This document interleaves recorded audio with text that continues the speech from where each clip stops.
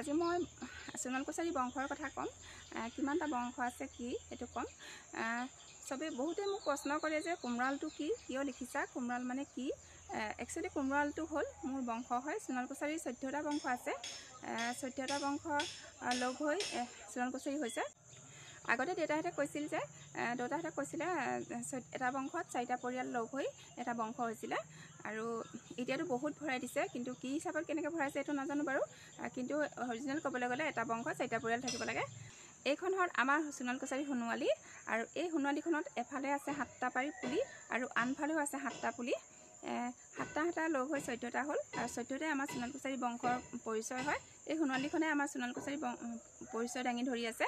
সেইকাৰণে এখন মাইকী মানুহে পিন্ধিব নাপায় বুলি কয়, আৰু বা বেয়া কামত ইউজ কৰিব নাপায় বুলিও কয়, কাৰণ বংশৰ পৰিচয় আছে সোণাল কছাৰী।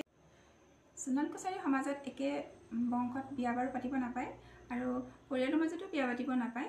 সেইকাৰণে কোনে চিনাকি হ'লে বংশটো আৰু পৰিয়ালটোৰ কথা সোধা হয়। মোৰ ভিডিঅ'টো ভাল লাগিলে মোক ফ'ল' কৰি দিব, আৰু যদি ইউটিউবত চাইছে মোক ছাবস্ক্ৰাইব কৰি দিব।